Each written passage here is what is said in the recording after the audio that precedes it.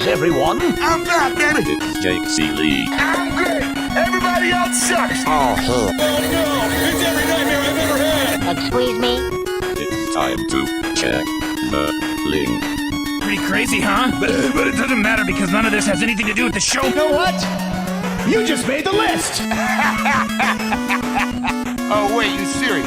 Let me laugh even harder. It's all in football. Sure, we talk about it all the time. Really? No.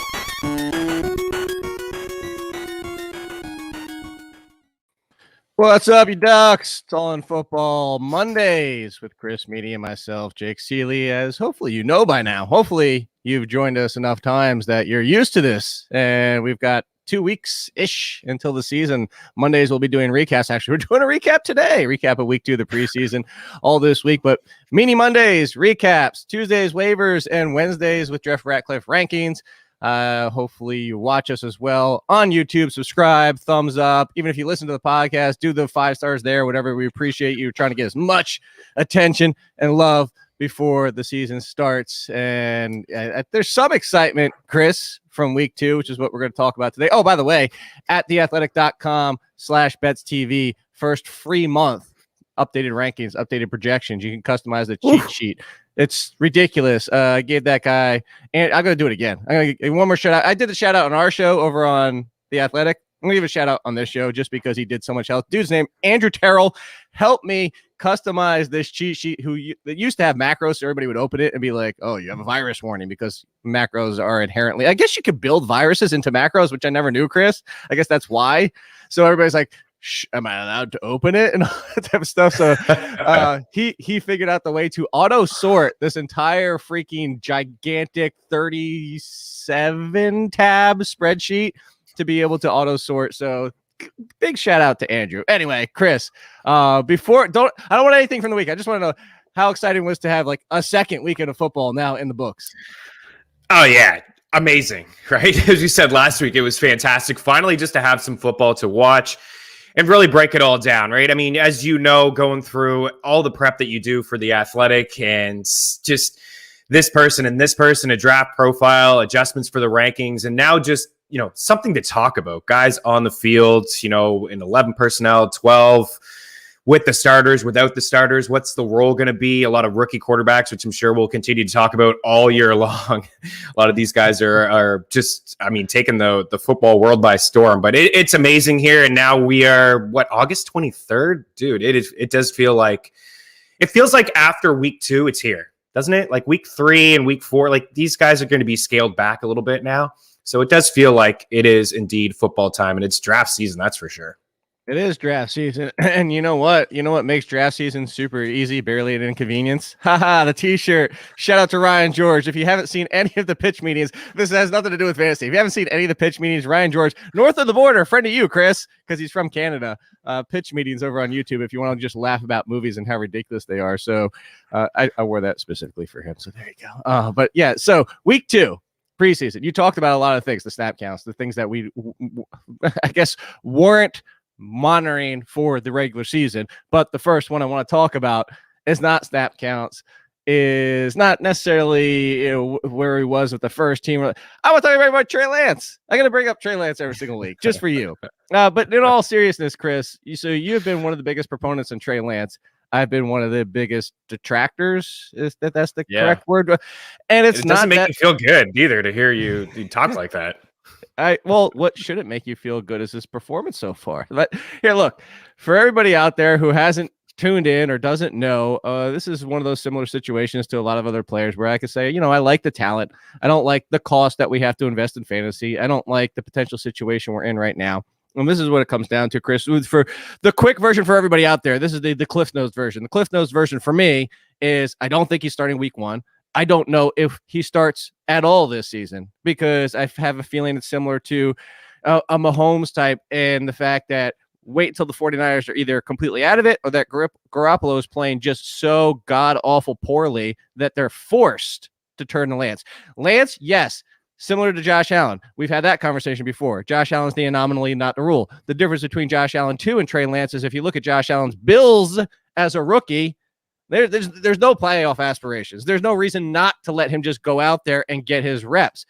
with this team, what is the one thing that's been said this entire time, Chris? Jimmy Garoppolo is the starter. Jimmy Garoppolo is the starter. Jimmy Garoppolo is the starter even after yesterday's performance. And here's where I'm going with the performance, Chris, is we saw the upside again, just like week one. But just like week one, we also saw the problems. We saw that first interception. We saw a lot of missed throws again. We saw some of the slow decision-making in the time in the pocket. He did look a little bit better, didn't take as many sacks. But all that being said, Chris, you've been one of the biggest proponents. Are you starting to come down on him? Because the problem in fantasy is you have to pay near QB1 price now because of the hype. Yeah, he continues to rise. I've been doing these ADP risers over at FTNFantasy.com for 7 weeks now. And every week he is rising. And as of today, I just took a look at the last week in over in NFFC drafts, high stakes leagues. He's going as QB 15. That's as high as I've seen him go. So he is really creeping up there. I saw him go QB 10 in a draft. Sure, let me retract because I've taken him as high as QB 12. So I've seen him go pretty high in drafts, but on average, this is as high as I've seen him go. So he's continuing to rise up draft boards, him and Justin Fields. Listen, I saw a lot of the things that you saw yesterday too. He doesn't seem 100% ready. Like, there's no question about that. Anybody that says he's 100% ready to be the week one starter, you're kind of fooling yourself a little bit because he is making some rookie mistakes. There's no question about all of that. I don't think he'll start week one, but I think he's going to play this year. I don't think there's any question about that. I just don't believe in Jimmy Garoppolo. The 49ers don't believe in Jimmy Garoppolo, Jake, and that's part of it too. You can say all you want that he doesn't look ready and there's going to be growing pains. Just get him in there soon. Yes, you have Super Bowl aspirations.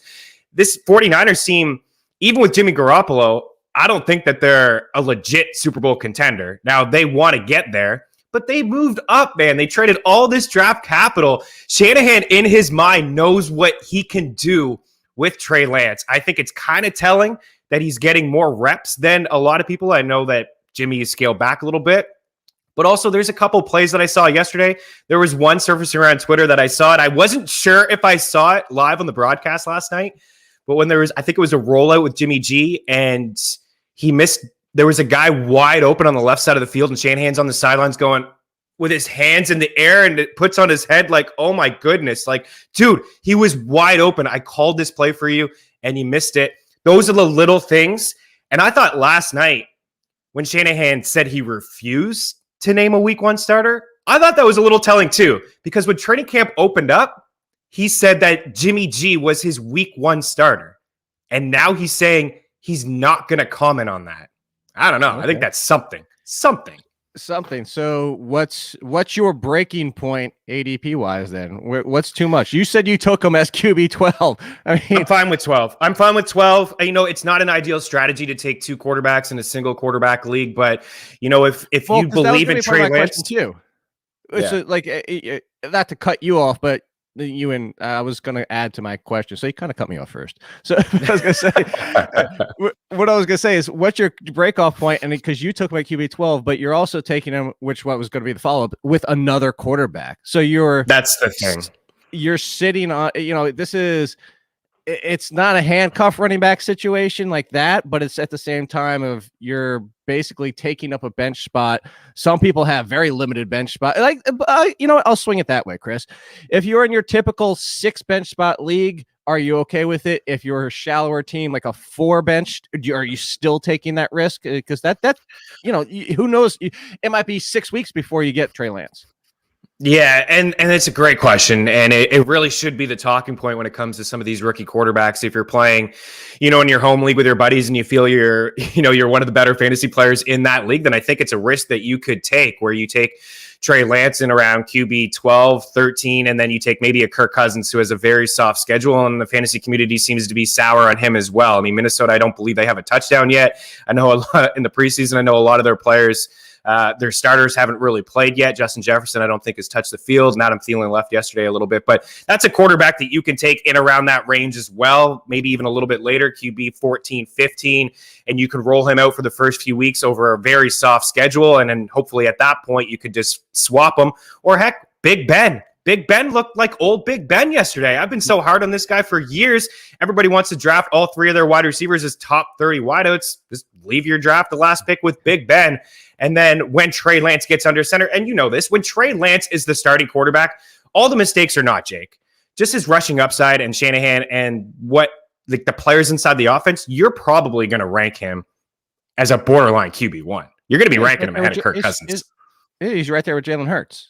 It's the same. Exactly. It's the same conversation with Jalen Hurts. It's there. I know it's tougher for some people to put the two together when you've already seen Jalen Hurts, but Jalen Hurts and Trey Lance are not too dissimilar in a lot of ways, right. And especially for fantasy purposes. That's what it comes down to. By the way, I know you said that refuses to name, but 8:00 this morning we have tweets from his press conference where it says the status hasn't changed. If you want to yeah. Okay. So, I mean, we could say that Kyle Shanahan is maybe lying a little bit, but all right. No. We're gonna have to talk about Trey Lance one more time before we get to the end of the season because he's gonna have one more game to talk about.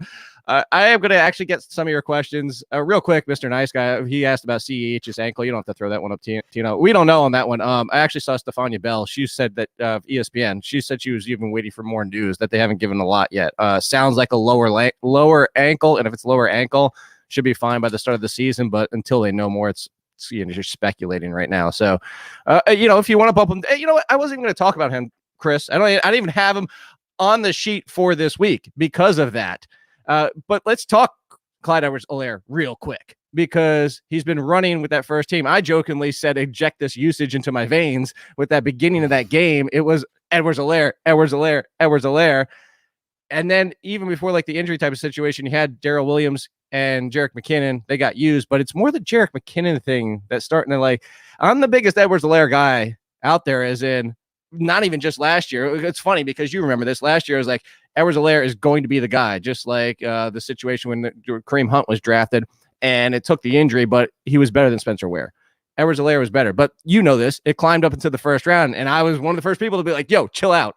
This is way too much now because when Damian Williams decided to opt out, now it's the back, and it's the post-hype sleeper situation. Not really the post-hype sleeper, but a post-hype exciting player. But that Jerick McKinnon use, I don't want to overreact to anything, but we know Edwards-Helaire is not going to be the goal line guy. We saw how epically that failed last year. I don't know if everybody remembers. He went 1 for 7 in week 1, and then he had 8 inside the 5 rushing attempts the rest of the season after going 1 for 7 in week 1. So does the McKinnon usage worry you at all, Chris, or you just think it's good news that Edwards-Helaire was out there so much before they yanked him out of the game? Yeah, I'm kind of torn, to be honest. I think it's good news that he was out there, and it seemed like all the usage was going to just go to him, certainly on first and second downs. But the fact that they brought in Jerick McKinnon and Williams is still, Darrell is still on that roster. These are guys that can catch the ball out of the backfield. And McKinnon has proved that for years. I know that knee injuries have really slowed him down, and he signed that lengthy contract in San Fran. And, he never lived up to that contract, but he couldn't stay healthy. But before that in Minnesota, the season when it was him and Latavius Murray, remember when it was the 1-2 punch? What was it Cook that went down? It was Dalvin Cook went down, and it was him and Lat, and they were going both back and forth. And it was Latavius who was getting the first and second down, but it was McKinnon who was sprinkled in there a little bit inside the red zone. There were some moments where he was getting some red zone rushing opportunities, but he was catching a lot of balls out of the backfield. He's really good as a pass catcher. And I think Andy Reid clearly noticed that and brought him in for that role. So I don't know if I'm willing to say that Clyde Edwards-Helaire won't be the goal line back. I think he could be. It's a revamped offensive line in KC. How many times is Patrick Mahomes just going to hand it off when he can just listen, dude, we don't have to give it to him, right? I mean, look at all the options we have. Kelsey's such a mismatch, certainly inside the red zone, always among the leaders in red zone targets. So he's a guy that, Patty Mahomes can just throw it to instead of handing it off. But, I was encouraged overall from the start of how that game worked, but I don't know how many catches we'll see from Clyde Edwards-Helaire. Could he top 35, 36? Yeah, I think 40 may be his ceiling, though. Yeah, that's certainly fair. So I think that, we'll save it for the other day because I've got to talk. Here's a sneak preview Wednesday show. Jeff show. We're going to talk about Mecole Hardman, too. So got to wrap all this. Yeah. Get a lot of Chiefs talk here. I think, Jake, before you move on, sorry, but I think he's a rock solid RB2. Clyde Edwards-Helaire. I'm not moving off of him. I think he's a rock solid RB2 with upside to be a 1. Okay, well, I was going to say RB2 is in 13 to 18 or 19 to 24. No. Rock solid would be like 13 to 13 18. to 18. Okay. Shaky would be 18 to 24.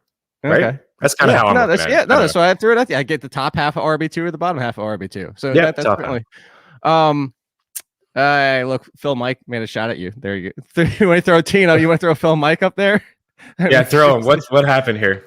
Right there, throw for the Jimmy Garoppolo being the week one starter. There you go. The week. Nah. There you go. Jimmy Garoppolo. Yeah, the weak one. I get it. Yeah, the weak one. All right. Man, I don't know. I get into it anymore, but No. Jimmy G's We'll find out. not great. It's not.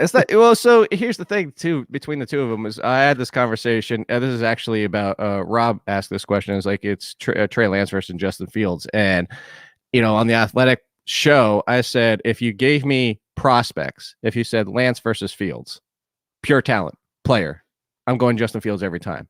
If you gave me I think so too. The NFL and fantasy, I'm going Lance because he's on the 49ers. That's what it comes down. Exactly. If you told me both of them will start week one, which there's no way, like the Bears, Nagy is double, triple, quadrupling, quintupling, sextupling. I don't even know what 7 is. That's where my knowledge taps out, is that whatever 6 was. They like that Andy Dalton's the starter. Whether that means it's like he's just a week one sacrificial lamb at the Rams, because I understand that, because if you throw Justin Fields out week one, he struggles at the Rams. You kind of have to double down, but you're going to have fans a little upset he wasn't ready, and then all this stuff. So, it's built in. You have your built-in excuse. And if Andy Dalton plays well, then it's like, well, we can't turn to him yet because look what he just did to the Rams. So exactly, I understand it. But the point being, if you told me week one, they're both starting the full 16 games, I like Fields better, but I would go Lance because of the weapons, because of the team, and that's really what it comes down to. Yeah. I mean, you said it perfectly. I absolutely. And what is San Fran really going to learn from Jimmy Garoppolo going into Detroit week one and winning that game, and then going into Philadelphia week 2 winning that game? And I guess the same thing can be said. What if Trey Lance struggles in those 2 games on the road against those brutal bottom 5 football teams, and then it's like, That's part of it as well. That's the bigger thing is it's kind of the reverse. If Trey Lance struggles against beatable teams, and then what happens then? You're a playoff team. In my mind, what goes back to real quick, 49ers, we'll wrap up the 49ers Trey Lance conversation for this week, is it's kind of like what the Dolphins did wrongly with Tua last year. Pick a side. Are you going playoffs with the safe floor, which again, Jimmy Garoppolo's safe floor? And I'm with you. I don't think Jimmy Garoppolo wins a title with them, but we've seen Trent Dilfer have the Ravens carry them to a Super Bowl. We've seen worse quarterbacks than Trent Dilfer win Super Bowls with the team around them. So Jimmy Garoppolo, guess what? Has been in a Super Bowl. So, if you look at all these type of things, it could be done, but that's where I really go to, is because if he starts off poorly against poor teams, and then you go back to Garoppolo, and then Garoppolo struggles a little bit like Fitzpatrick, and then you go back to Trey, like then you're kind of, and I think Shanahan's smarter than that. All right. Here's the smart question now. And this is the one this is probably the biggest panic mode of any player in fantasy right now. It's Jamar Chase. Jamar Chase cannot hold on to the ball. Meanwhile, in college, Jamar Chase never not held on to the ball. Like, he had 6 drops for his career or something like that. Unreal.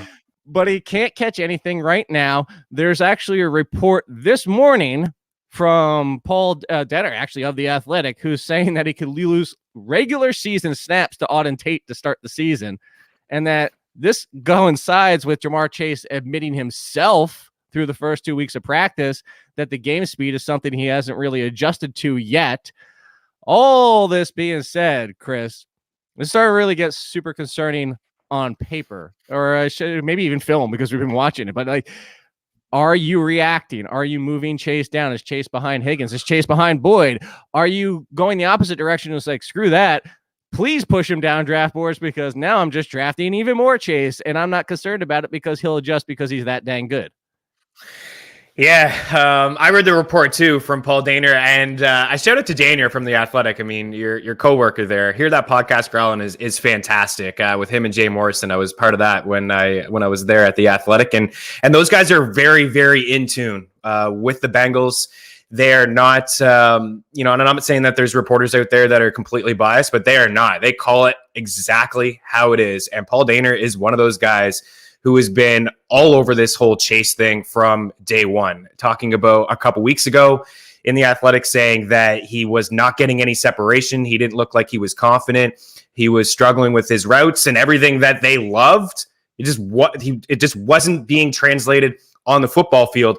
Then he had the 3 drops in the preseason game over the weekend. And then yesterday in practice, he had 2 red zone drops. One resulted in a pick. He goes off to the sidelines by himself. Joe Burrow goes over, gives him a little tap on the helmet, says something to him.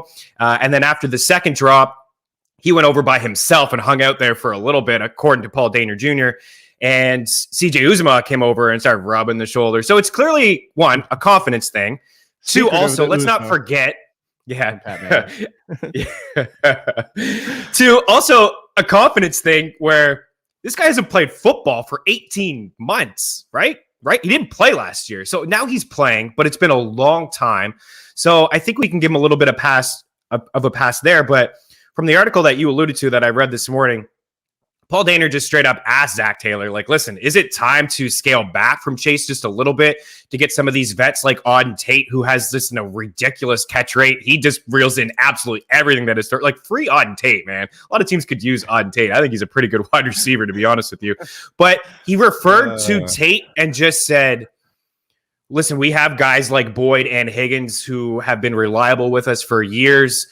These guys are going to be involved in the offense. Brian Callahan said there's going to be 5 guys inside this offense that are going to be catching at least 50 passes. Uzomah is one of those guys, and Mixon maybe out of the backfield. So there's a lot of moving pieces here. I do have Higgins ahead of Chase. I'm not overly worried about Jamar Chase because, as you said, he didn't drop passes a couple of years ago in college, and he really is a terrific wide receiver. But when you start hearing that he's not getting a lot of separation and that he is one of those guys that, is great to, he's contesting catches. He's a big body. You can throw it up in certain parts of the field, and he should be able to come down with it. When he's not doing that, it is something that we certainly have to monitor. So I don't have him ahead of Boyd. I got him in the mid-20s. I still think, like, in terms of redraft and rookies, I still think Devonta Smith could have a much better season than him in just terms of volume and targets. I think, more targets is headed Smith's way than Jamar Chase. That's my one issue. There's a lot of moving pieces with the Bengals. There's a lot going on in Cincinnati that I don't know if he could be. We're talking rock solid wide receiver 2. I don't know if I'm there. Probably 3. Well, then let me ask you kind of something. I guess what it comes down to is you said not Boyd in front of Chase, but do you think Boyd targets in front of Chase? Question mark. I'm Ron Burgundy. I think they're pretty close. I don't think we can say with confidence that Jamar Chase is going to have more targets than Tyler Boyd in the slot, right? I mean, he's been great for Cincy for years. Go back to when before Dalton. Didn't he have back-to-back 1,000-yard seasons? Like, he's reliable. He's catching passes. He's looked great in camp and preseason, and so is T. Higgins. So I think we do overall need to be worried from a fantasy standpoint, but from an overall NFL standpoint, I think Jamar Chase will be fine. But man, you can't have a worse start than what he's had. There's no question about that. No, there is a worse start. I mean, the question might just be now at this point is, did we not put enough weight into the complete missed season? I mean, that really. Absolutely. Because we talk about these kind of things a lot. So this kind of ties into a question. Where was it? I saw it from Matt DuPont. Or Matthew, sorry, I don't know if you like your name cut off, Matt, but I just did it again. Matthew, I'm calling you Matt. Screw it. Sorry, Matt. They said, morning, guys. Which rookie wide receiver's rising hype ADP is the most overblown? So is it Chase? Is it? I mean, the thing is like his ADP wasn't rising though. So like, no, it wasn't. Matt's question, and I was thinking, and I'm going through it. I'm going through the rookie wide receivers, and I don't know that any of them are rising. Except for one. I'll see if you have the same name in your mind. But so hit on Chase real quick. I would say like his ADP is too high right now. We both agree on that, right? But it wasn't rising. It's been falling. It's been consistently falling. Right, it's been going the other way.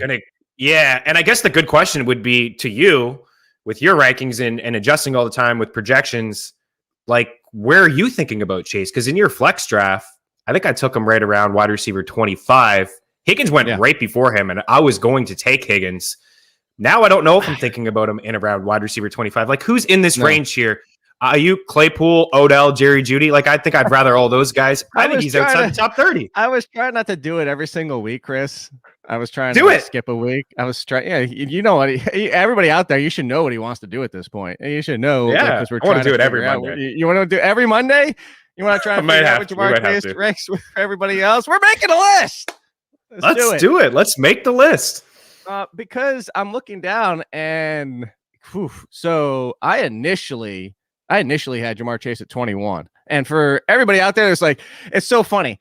There's 50% of the people listening right now, Chris, went, oh my God, he's too high. 50% of the people went, oh my God, that's low. Because the very first rankings when I came out were like, why do you hate Jamar Chase? Did you not see what Justin Jefferson just did? Like, that's like, you can't win. You know this in fantasy circles. So let's start with Jamar Chase at 21. He's not going to be 21 in my update. I'm not overreacting, but I think it's only prudent to move him down at this point, especially when you hear, you have to factor in, even if it's only 2 weeks he's losing snaps to Auden Tate. You still have to factor that in. All right. So right behind him, T. Higgins. I would take T. Higgins. So we've established that. So Cooper Kupp or Jamar Chase? Cooper Kupp. Okay. DJ Moore or Jamar Chase? DJ Moore. Cooks. Brandon Cooks. Ooh. I guess Cooks, yeah. I mean, there's nobody there. I just don't. Cooks. One of the most Cooks. underrated. So draft all the Brandon Cooks, all the Marvin Jones, and our little Sterling Shepherds, and hopefully Kenny Galladay's healthy for Sterling Shepard at their cost, and just reap their benefits. You're gonna love having all three of those. And guess what? 2 out of 3 probably on your bench too because of where they're going. Yes. All right. Absolutely. Another Brandon, spelled differently. Brandon Ayuk. I'm in on Ayuk. Yeah, I think Ayuk's. I don't love where he's going, to be honest. I think it's a little rich, but I like Ayuk more than Chase. Yes. Okay. Chase Claypool. Another Chase. How about that? Yeah. Wow. Claypool. Yes. Claypool. Juju Smith-Schuster, your boy.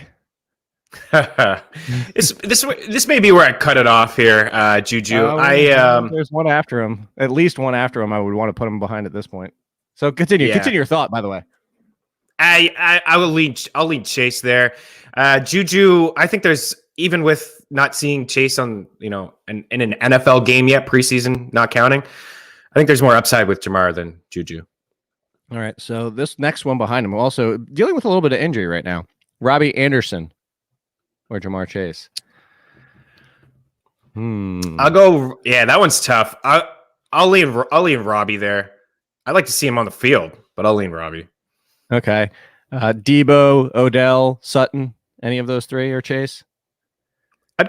I think Odell. Why not? Okay. Why not? Speaking Why of not? staying on the field. I know, but he's got a lot of upside there. I'm fine with Odell. I'm hanging on to that week 4 against Dallas last year. Look, you made me grab the microphone. Like, this is how I'm about to get into this real quick here. There are 2 outcomes for Odell Beckham, people drafting him this year. There's either going to be, haha, I told you because he finally stayed healthy and this is what he could be, or it's going to be, haha, this is exactly what happens because he can't stay on the field. Like, there's only 2 outcomes, and whatever it's going to be is going to be confirmation bias. You're right. Like, you know what you're getting into when you get Odell Beckham. If you put it this way, Chris, if you told me 16 games, even in the Browns offense, I agree with you. But I think it's the 16 games is the hell. Could I just get 10? Just give me 10 games of Odell Beckham at this point. I think that's pretty much it. Because now we're getting down to Marvin Jones, who I love, but I would still take Chase, especially because you could just wait 5 rounds, get Marvin Jones, Curtis Samuel, Galladay, Devontae, your boy, Tyler Boyd, Chark. You're not taking any of those. No, but again, I think you bring up a good point that maybe you just pass on in that situation. Maybe you tack a running back, or you grab one of the other wide receivers that you just brought up, or heck, you wait it out on a Marvin Jones or a Corey Davis or one of these guys that are just in the Darnell Mooney. These guys in this 40 range that I feel could be wide receiver 2s that are just really good targets. So much Heads up warning for everybody that knows me from the past. If you're new, Chris only knows and you don't. But I have so much Darnell Mooney, you might want to avoid him at this point because he's now cursed. Yep. ICCU, I surely cursed you. Yeah, he's done. He's going to be toast. They have way too much. Actually, that's the same thing for Marvin Jones. Marvin Jones and Darnell Mooney, everybody. Just take them off your draft boards. I was going to look real quick overall. This is half point PPR. Of course, this isn't like with only the past 2 weeks, but Jamar Chase to your point of where he's going. He's actually going right around. He slid back. He's sandwiched right behind Odell Beckham and Chase Claypool right now. But the running backs, you brought that up, and I was about Ciely? What am I just making up damn words in the blue? That's the third week in a row you've made up a word. I've never done one Nice. that bad. That's actually about, and I don't even know what the other about Ciely. Yeah, okay. So he's about Ciely. The running backs going around him. There's no way I would still take Chase over Ronald Jones. Right in front of Jamar Chase is Javonte Williams and Raheem Mostert. You're going to go with both those running backs on the board versus Chase? Yeah, that's these. You're right. What are we into the quote unquote dead zone of the running backs? I guess we are. We're in the sixth round. I don't actually mind Mostert. I don't. And mind then him. Damian Harris, Melvin Gordon, Michael Carter, Fournette right behind them. So the Bucks running backs. Yeah, those the are Denver's running backs. Yeah, it's you might as well just go Chase at that point, even though we just kind of were. Well, this is good. I know you're chuckling, but this is good because like you think in your mind, you're like, well, at the cost, don't waste your time with Chase. But then when you compare the upside to the running backs going there, maybe you wait wide receiver wise because Juju's still going 10 overall picks behind him. Robbie Anderson, 15. Judy, which you didn't even mention, almost 20 picks. So, like we say, maybe wait on wide receiver and wait one more round to where you would have taken Chase. The upside is still better. Are you worried about Chase? Yeah, legit. And it's not the player. I still stand by what I said. And if I'm wrong, hell, I'm wrong. I'm not. I'd say I'm, not the most right, but more right than most when it comes to evaluating NFL draft prospects. I miss on some. I'll admittedly miss on some, but hey, also Travis Fulgham, but that's because I went to ODU. Anyway, the truth is like, if I'm wrong, I'll admittedly say I was wrong. I'll give you a perfect example. I didn't think Justin Herbert was going to look as good as he did last year. Not even close. I thought Justin Herbert needed at least a year because in 3 years, Nobody did. I was admittedly one of the lowest, and what I was saying is, 3 years of playing in the Pac-12 of not improving and making those questionable throws when pressure was on him and not just actually quarterback pressure as in game pressure. It's like, it was a lot to evaluate. Kudos to Justin Herbert, but I miss. All that being said is what I said about Jamar Chase is he's a top 10 wide receiver in the past 5 years. If not even a little bit longer. Like, he's that good. Maybe the year off, he's going to need time. Maybe it's a similar situation to Antonio Brown last year and Rob Gronkowski last year, where we finally see the real Chase week 8, 9, because he's just spent so much time away from the game. Yeah, he may be one of those guys we're talking about as buy lows every week when you're doing your article. I'm doing it over at FTN, just trade targets, buy low candidates. Heck, I know it's tough to, pull him away in dynasty formats, but I'm doing a rookie only draft this week in my home league. And one of my buddies who's picking in the 3 spot is like, do I even want Chase? And 2 months ago, that question would have been like, wait, what? What are you asking? You know what I mean? Yeah. After Harris, he may have gone 2. Like, I've seen Harris, Pitts, Harris, and then Chase. Like, either way, it's in some order, those 3.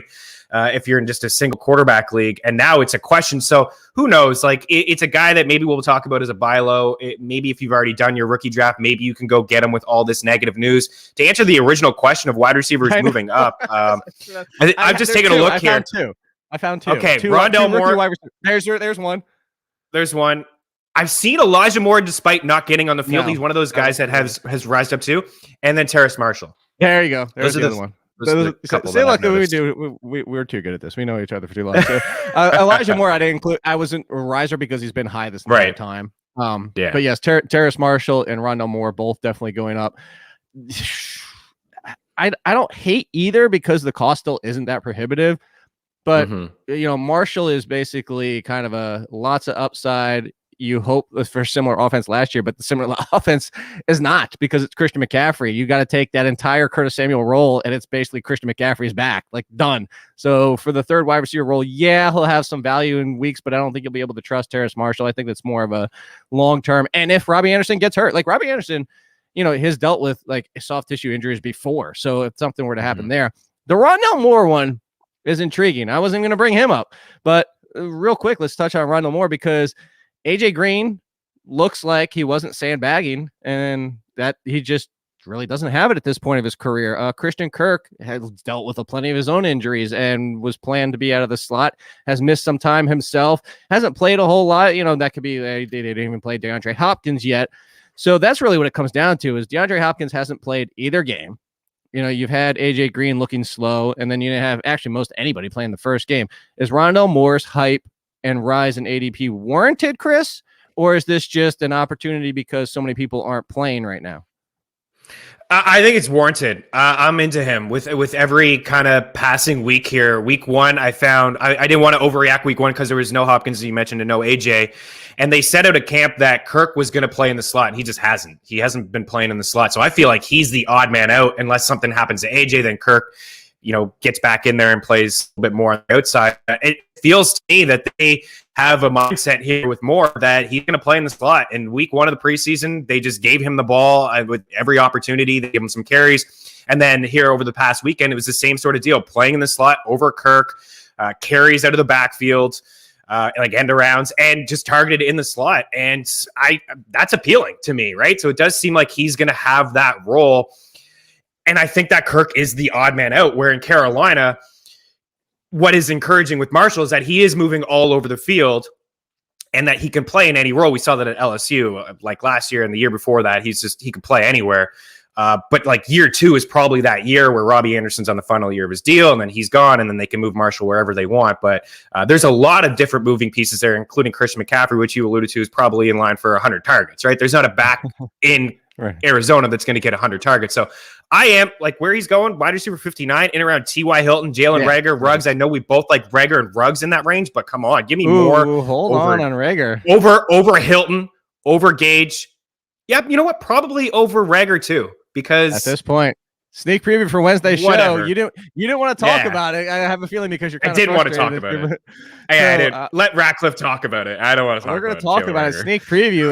Reagor, possibly not a starter, question mark? There's been a lot of question marks when it comes to Jalen Reagor since he was drafted. Say that.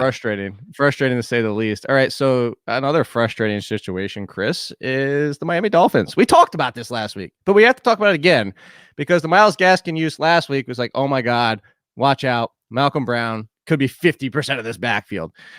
We get to week 2 of the preseason, and it's like, oh, let's see what happens. Myles Gaskin's out there. Hold on. It's not Malcolm Brown, but it is Savon Ahmed. Ooh, I know. It's like, so for everybody out there, again, I credit PFF Nathan Jonke. He puts out snap counts with starters for every preseason week. Again, some of these, with starters, you can look at the Giants team. The Giants started their entire backup offensive line. So Devontae Booker being out there with starters, Daniel Jones still hasn't even played a game, which, by the way, Jets, Giants, and Lions, I don't think you've seen enough from your quarterbacks to just be like, oh, not Jets. Sorry, I was thinking Zach Wilson. I was thinking Sam Darnold, Panthers. Sorry, I forgot Sam Darnold. That's where I was going with that. So Daniel Jones, Sam Darnold, and Jared Goff.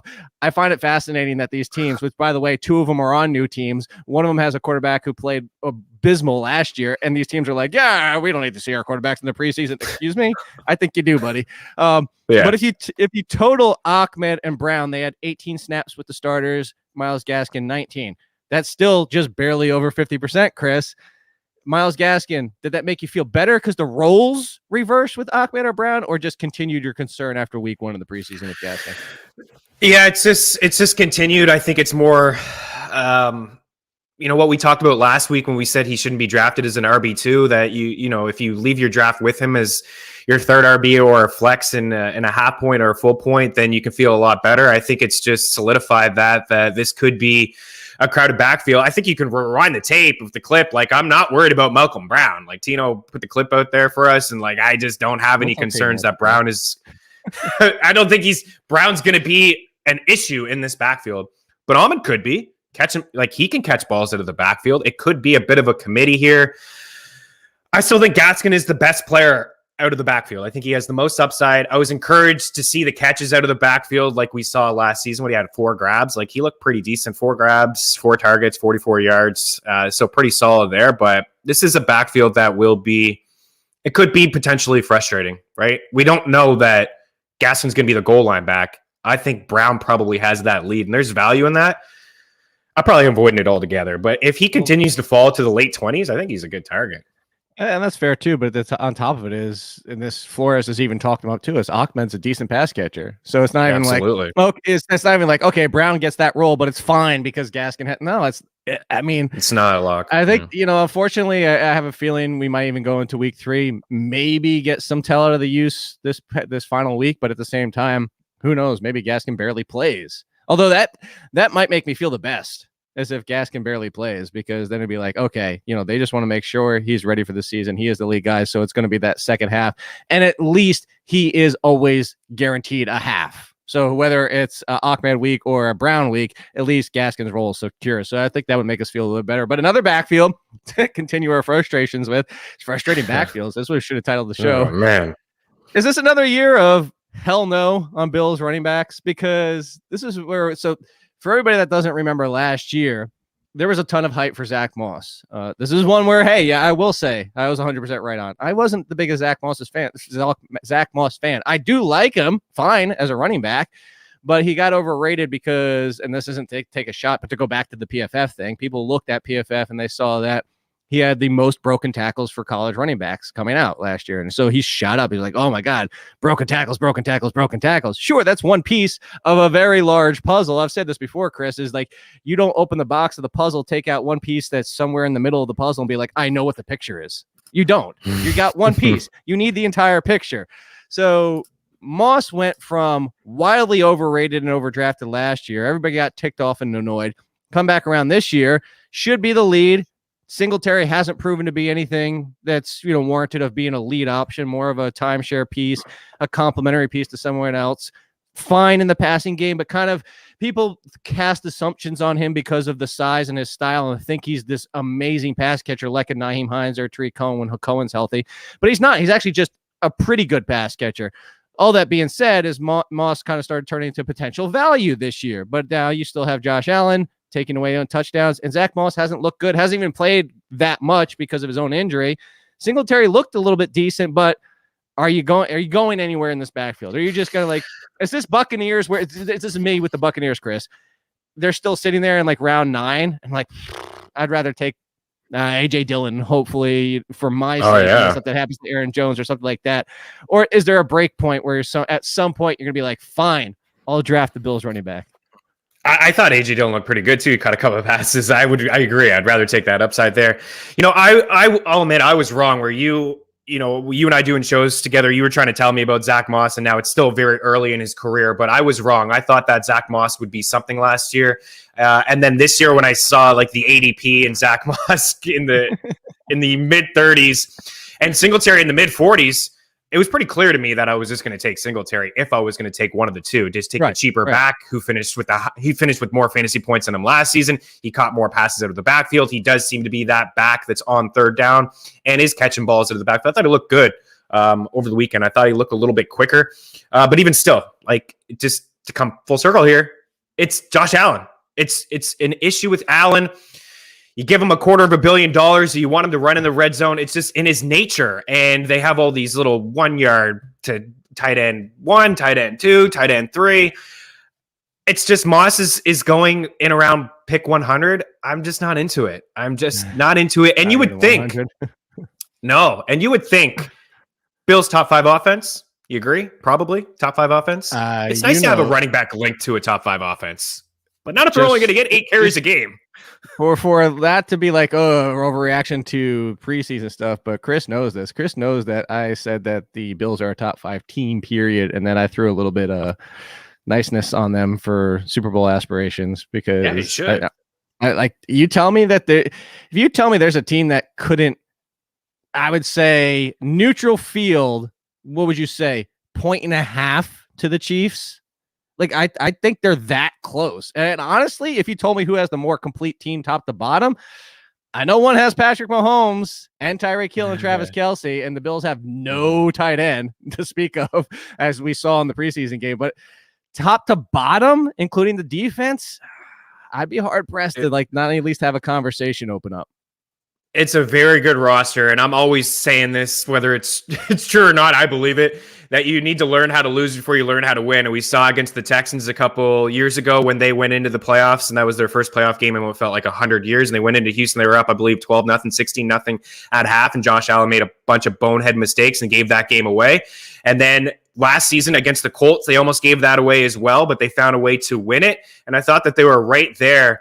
In the playoffs where they played the Chiefs, right? I thought they were right there in that game. So, yeah, they have a really good roster. They have a really good defense. They can generate some pressure. The secondary is strong. There's a lot to like about Buffalo's, but the truth is they're just not a team that wants to really run the football. They went one of those playoff games last year, and they had one rushing attempt in one half of a playoff game where everything was on the line.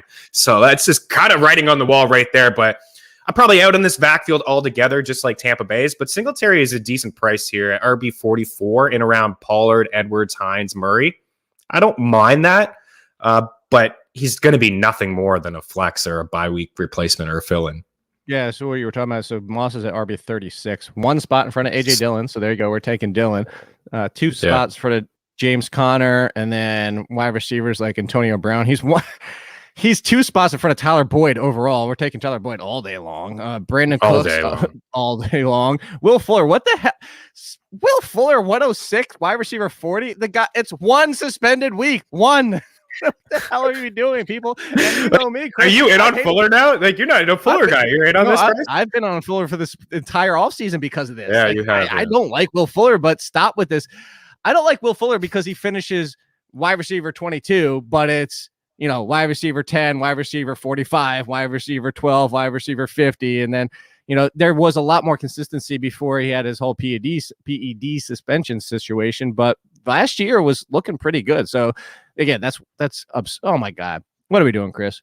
Why are the Pittsburgh Steelers in the ADP right around this range? Are people really still drafting defenses in the 10th round? Are they still doing this? I hope not. I haven't seen it yet in any of my drafts, but if you're hanging out here and you're seeing defenses get drafted early, just give your head a shake. Don't do it. The one defense that you could leave your drafts with that I'm not seeing ranked as a top defense, 49ers is good. We talked about the soft schedule to start, but also maybe even more underrated, the Broncos. A little bit more underrated too. I think they got your Giants. Let's see who they got. I think got your Giants week one. I guess your former Giants. Are you still in on the Giants? No, I still love the players, but still get rid of. What do we got here? Front office. Giants. Golly, get rid of the front office. Freaking. What are we doing? Complaining about players and you remember the play where they showed this is what the NFL is trying to stop with the taunting penalty with Indianapolis, whereas the dude fighting for a roster spot makes a great run, and all he does for a half second and looks over the guy he trucked, which is basically every single game of football everywhere for the entire history of football, and they called the flag. And then Mara is out there and be like, this is what we wanted to stop. Go yell at clouds. Get the hell out of here, man. That is the perfect old man yelling, get off my lawn, like that guy. Like, buddy, the times have changed, man. Get with it. Seriously.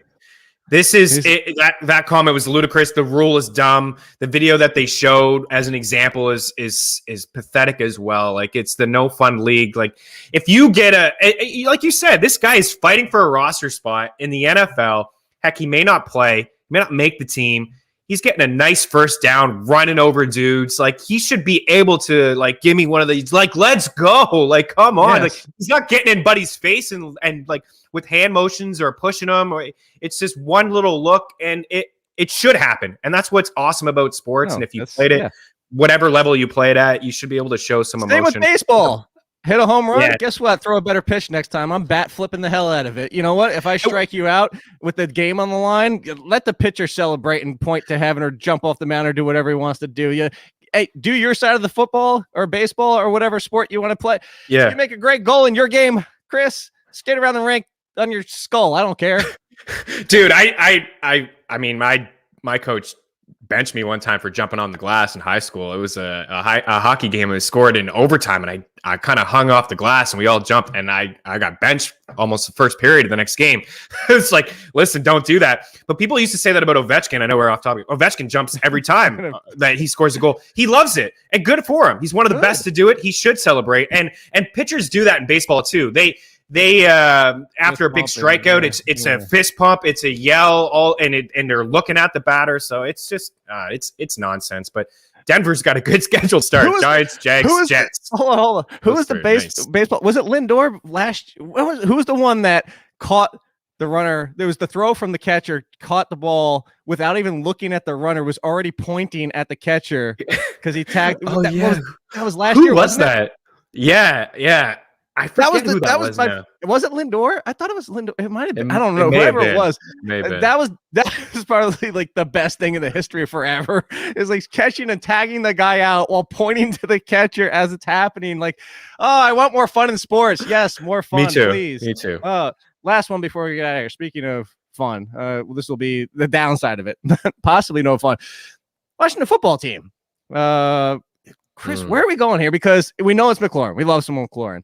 Logan Thomas has looked pretty dang good so far because Logan Thomas. But the real opportunity for Logan Thomas and the concern on the flip side was that Curtis Samuel's arrival, more Antonio Gibson, all that type of stuff. Like that might have led to Thomas not necessarily having a step back, but maybe not improving off last year, maybe even a slight step back. But it's been all McLaurin and Thomas because Curtis Samuel hasn't been out there. Are we at the point now where as pass catchers, we know the Antonio Gibson situation, but as pass catchers, J.D. McKissick isn't even getting the usage he was last year, which isn't surprising, but no McKissick. We see Diami Brown, and he's making some nice plays, but a rookie, big play option. And Gandy Golden got some play in the second game, but again, some second-team use.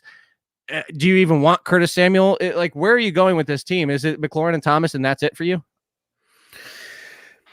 Probably. Yeah. I want to see how they use Samuel. I suppose it's going to be in the slot.